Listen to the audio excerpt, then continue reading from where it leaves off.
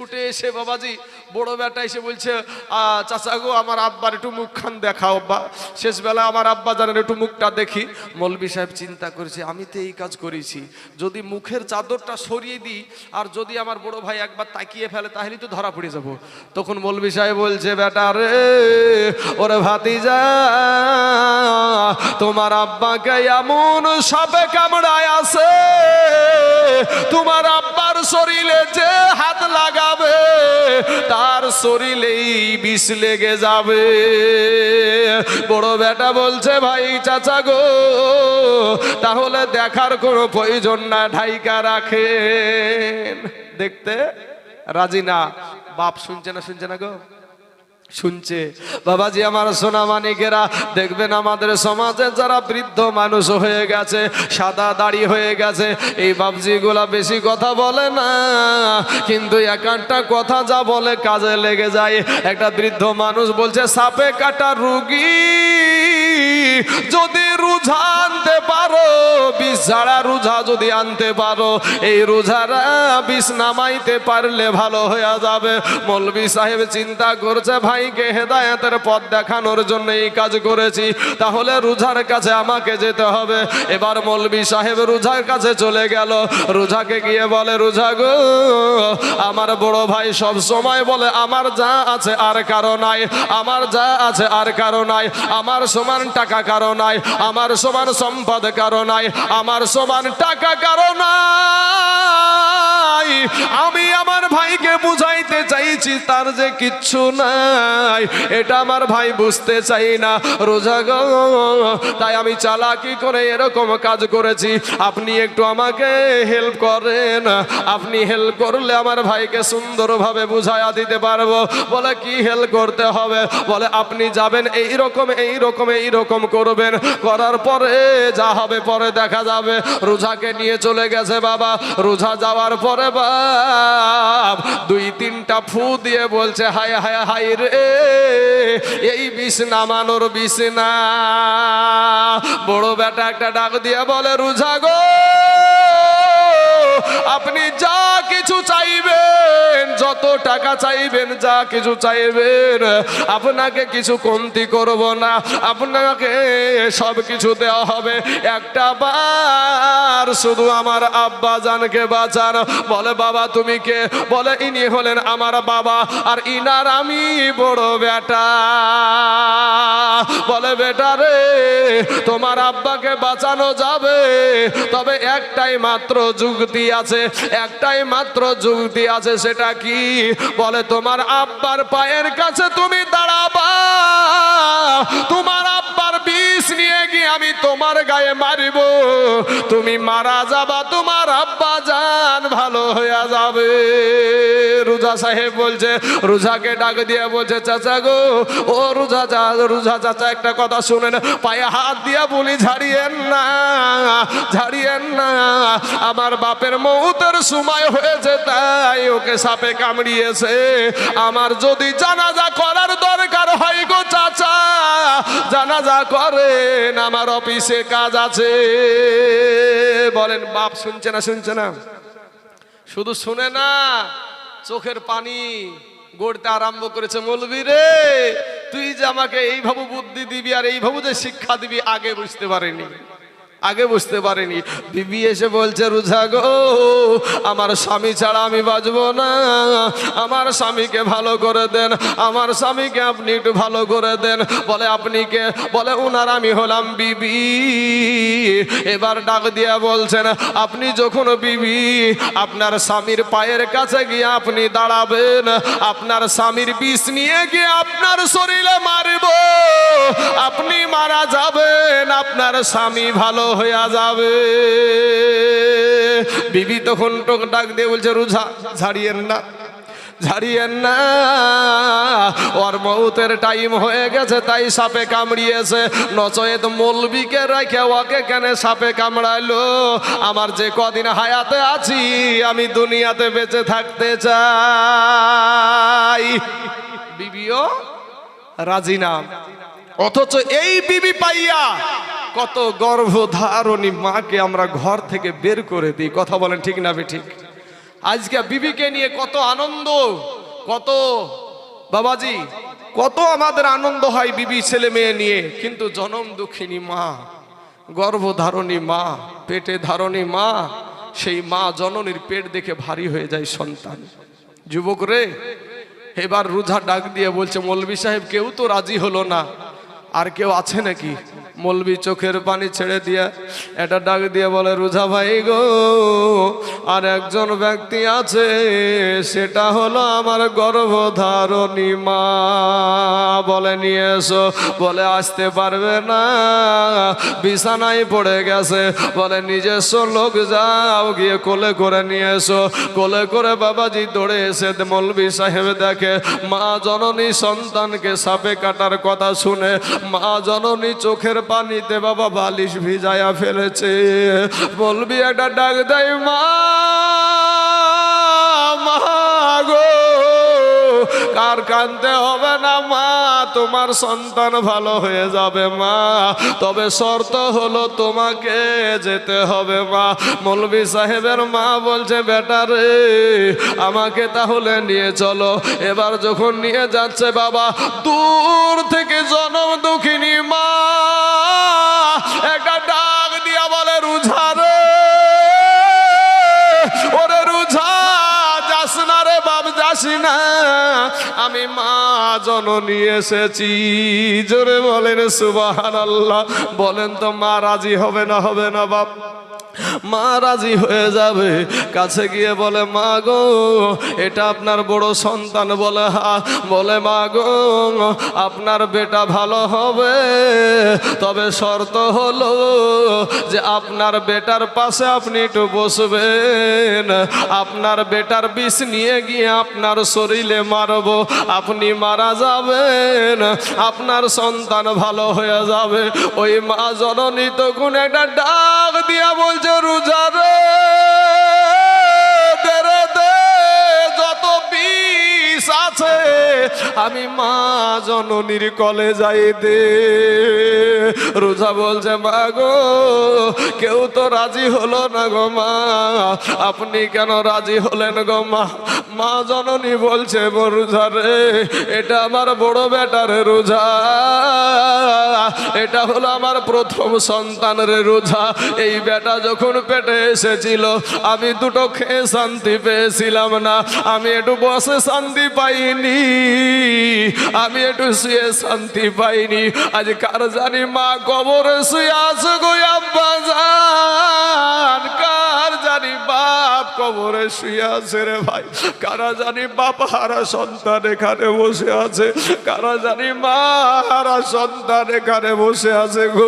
কতদিন হয় মাকে মা বলে মিষ্টি ডাকটা ডাকতে পাই না, আব্বাকে আব্বা বলে ডাকতে পাই না। যুবক রে, পায়ে হাত দিয়া বলি রে ভাই, জীবনে কোনোদিন মা বাপকে কষ্ট দিও না রে ভাই, কারণ তোমার মা জননী যত কষ্ট করেছে তোমার জন্য পৃথিবীর কেউ করে নাই রে যুবক।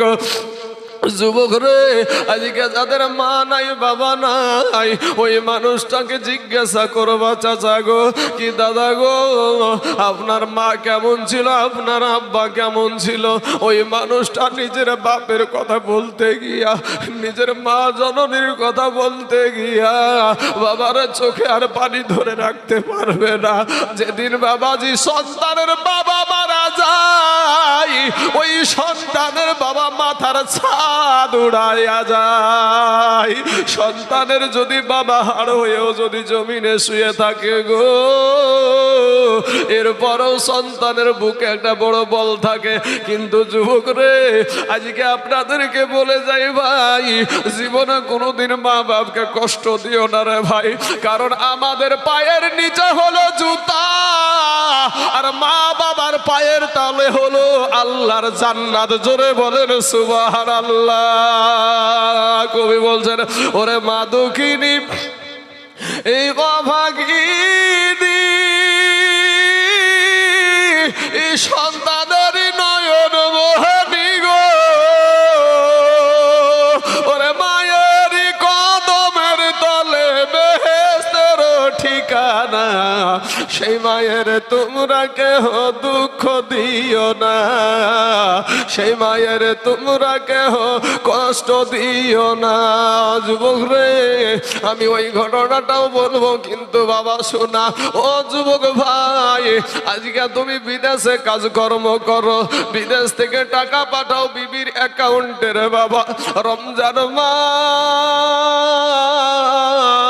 এই রমজান মাসে ঈদের আগে তোমার সন্তান নতুন পোশাক কিনলো রে বাবা, তোমার বিবি নতুন পোশাক কিনলো। পোশাকগুলা যখন হাতে করে নিয়ে বাড়িতে প্রবেশ করে, তোমার মা জননী একটা কুঠুরিতে বসে টুকরে টুকুর টুক টুক টুক টুক করে তাকায়, আরে বেটা, ওরে কলেজার টুকরা নয়নের পারা আমার, পুষমাঘ মাসের শীতের রাইতের বেটা, তোকে আমি ডান পাশে শুয়ে আসিলাম, বাম পাশে শুয়ে আছি, আজ আমি তোর মা, আমার কথা তোর একটা বার মনে পড়লো না? এমন যুবক আছে গো, মাকে মা বলে ডাকে না, এরকম যুবক আছে না নাই বাবা? আছে, সন্তান আছে, ও যুবকের আব্বাকে আব্বা বলে ডাকে না। কিন্তু যুবকরে, যখন তুমি ছোট্ট ছিলা রে ভাই, যখন তুমি ছোট্ট ছেলে, ইন দি মিন টাইমে বাবা, তোমার মা জননীর কাছে দৌড়ে এসে যখন বলেছিলে, মা গো, পরের বাড়ি অন্যজনের বাড়িতে নতুন পোশাক এনে দিয়েছে মা, আগামীকালকে ঈদের দিন, মা গো আমার জন্য কি একটা নতুন পোশাক দিবা না? মা জননী সন্তানকে মাথায় হাত বুলিয়ে বলে, বেটা রে, তোমার আব্বা গরিব মানুষ, তোমার আব্বার হাতে টাকা নাই। বেটাকে বুঝায়া সুজায়া দূরে সরাইয়া দিয়া স্বামীর কাছে গিয়ে বলে, স্বামী গো, আমার কলেজার টুকরা নয়নের পাড়া, আমার বুকের ধন, আমার এই বাচ্চাটা, আমার বেটাটার জন্য একটা নতুন পোশাক আপনি এনে দেন গো। লোকের বাড়িতে পোশাক আনে, আমার বেটা টুকটুক করে তাকায়, আমি মা হইয়া সহ্য করতে পারবো না। আজ সেই মা জননী বৃদ্ধ হয়ে গেল, আজকে বাপের সাদা দাড়ি হয়ে গেল রে যুবক।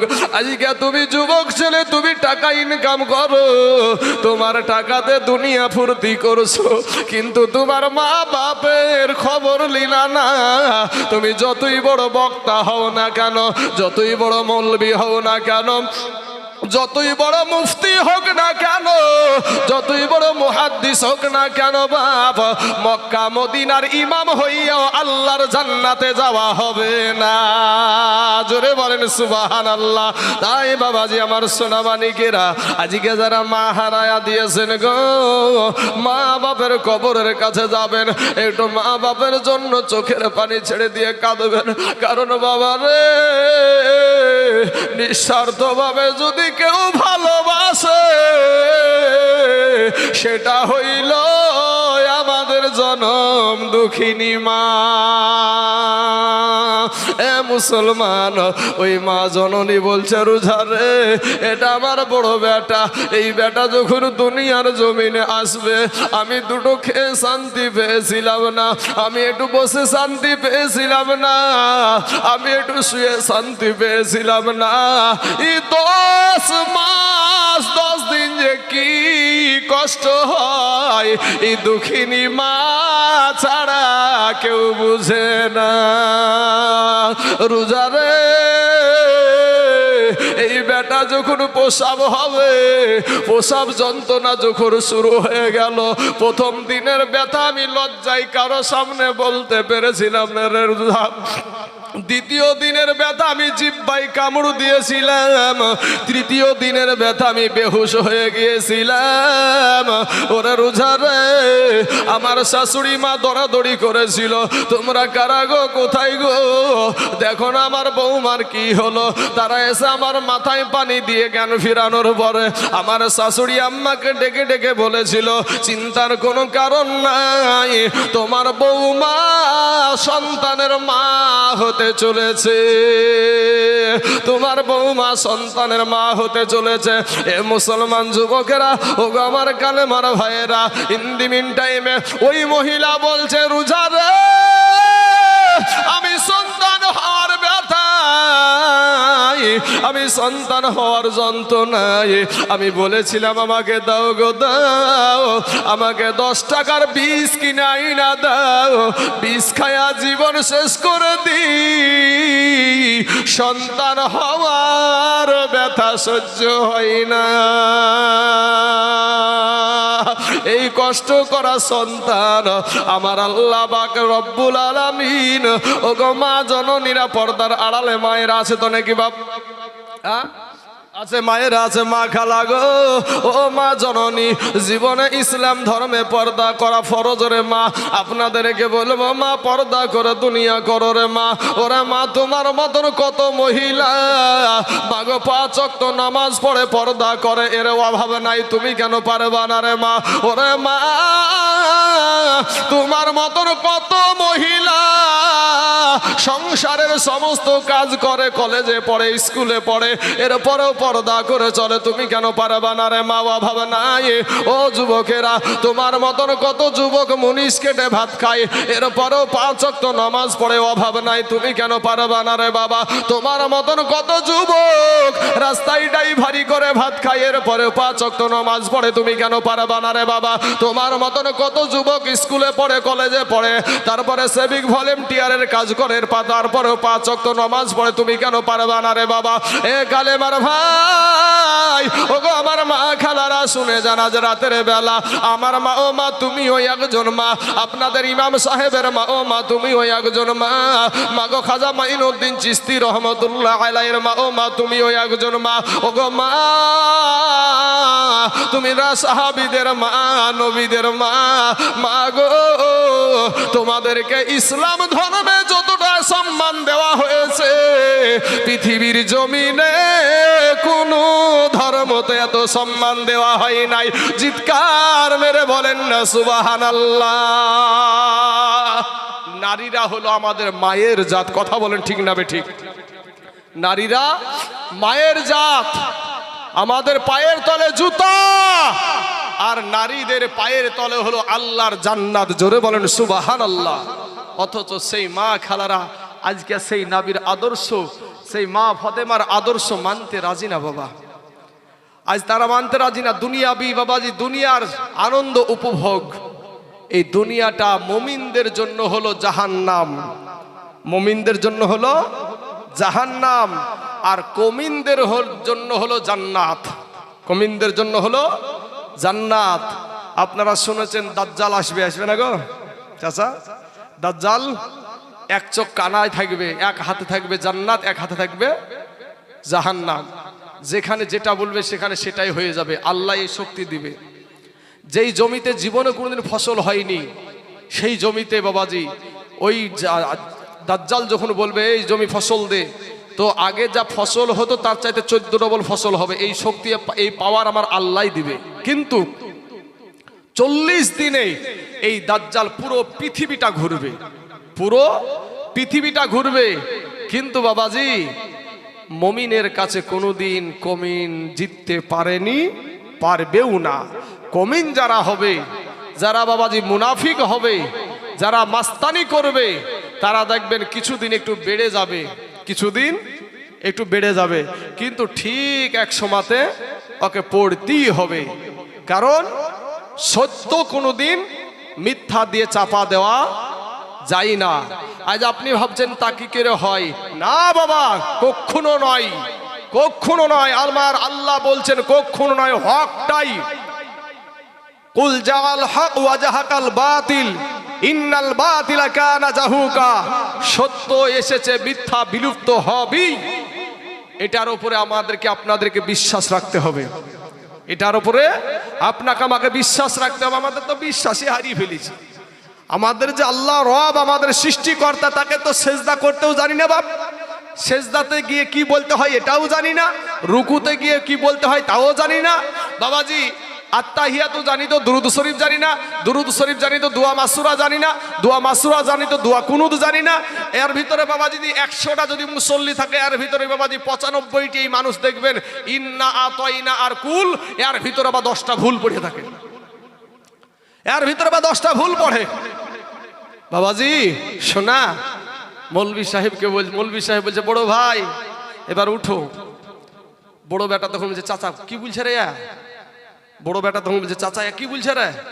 আমি এখন আমার বাপের সামনে মুখ দেখাবো কি করিয়া? বড় বেটা আমি এখন আমার বাপের সামনে মুখ দেখাবো কি করিয়া? বড় ভাই তখন উঠে বাবাজি, তখন আর বাবাজি কোনো কথা নাই, শুধু চোখের পানি, অঝর নয়নে পানি ঝরছে। মৌলভীকে ডাক দিয়ে বলে মৌলভী রে, ওরে মৌলভী তুই যে আমাকে এই রকম ভাবে বুদ্ধি দিবি, এইভাবে বুঝাবি, এটা আমি আগে জানতাম না।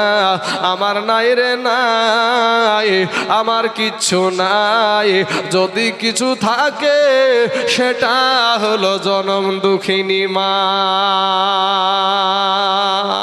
বাবাজি আমার সোনা মানিকেরা, তাই আমার আল্লাহ কোরআনে বলছেন ওয়াবিল ওয়ালিদাইনি ইহসানা, মা বাপের প্রতি ইহসান করো, মা বাপের প্রতি ইহসান করো। ভাই যুবক, নওজোয়ান তরুণেরা, আজকে বাপ মাকে যদি খাবার না দাও, বাপ মাকে যদি তুমি খাবার না দাও, তোমার কথার ব্যথায় যদি উহু শব্দ করে, তাহলে তুমি যতই নামাজ পড়ো আর রোজা করো আর হজ করো আর যাকাত দাও আর ফিতরা দাও আর ওসুর দাও, তোমার কোনো আমল কাজে